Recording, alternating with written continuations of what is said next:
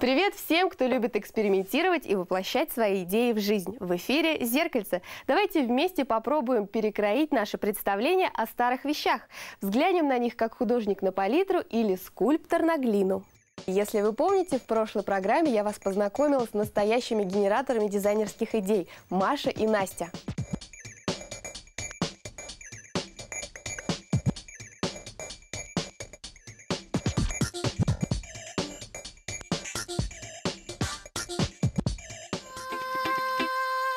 В мастерской я Юля, и со мной две самые настоящие выдумщицы – Настя и Маша. Привет, Юля. Привет, девчонки. А мы пришли к тебе не с пустыми руками. Мы хотим подарить тебе подарок. Какое красивое ожерелье! Мы его сделали своими руками. Здорово, какая красота!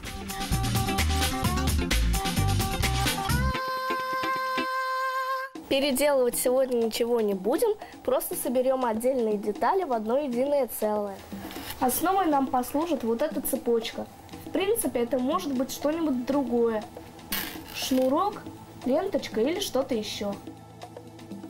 У нас есть несколько лоскутков гипюры. Теперь нужно выбрать, который из них сделает нашу цепочку ожерельем. Я выберу вот этот. А я вот этот.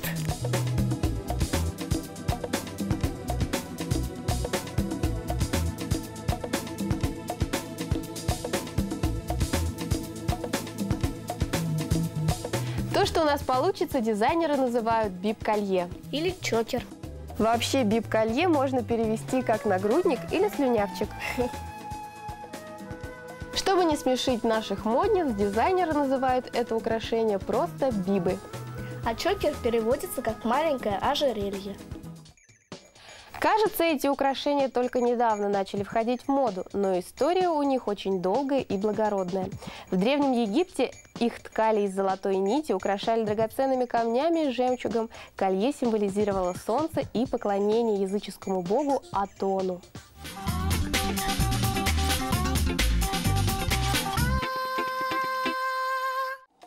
Я вижу, что уже Маша придала своему будущему колье определенную форму.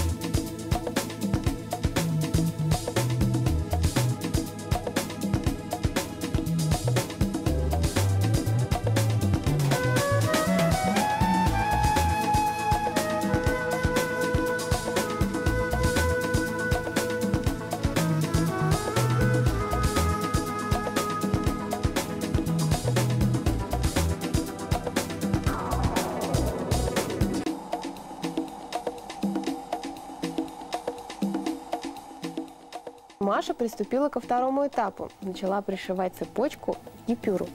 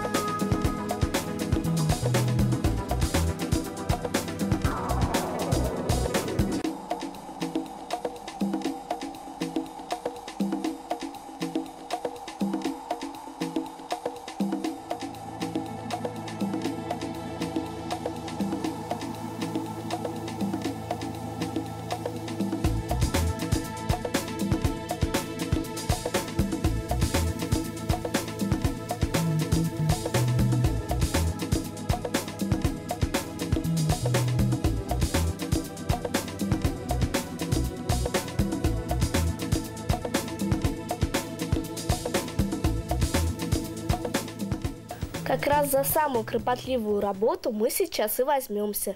Свое колье можно украсить разными украшениями, бисером, монетками или стразами.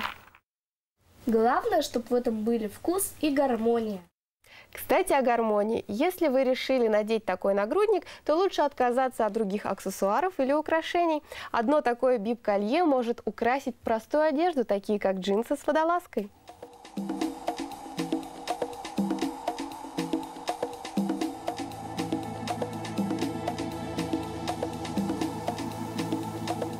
Чокер будет отлично смотреться на вечернем платье, так и на повседневной одежде, как поверх открытого тела, так и наглухо застегнутой блузки. Одним словом, чокер – это хорошее дополнение к своему образу. Словом, бип-колье – ключевая деталь образа, и важно не переборщить с яркостью фона.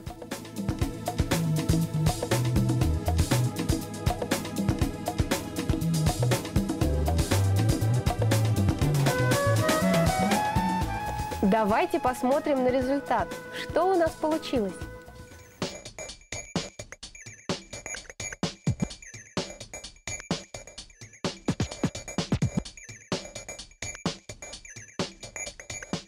Маша и Настя выбрали воздушный невесомый образ, поэтому выбрали прозрачный гипюр. Девчонки, когда будете делать свое колье, дайте волю воображению. Здесь огромный простор для творчества. Можно использовать кожу, перья, стразы, искусственный мех, вязать колье крючком, сплести из бисера или цепей. Продолжайте список идей до бесконечности. Наслаждайтесь!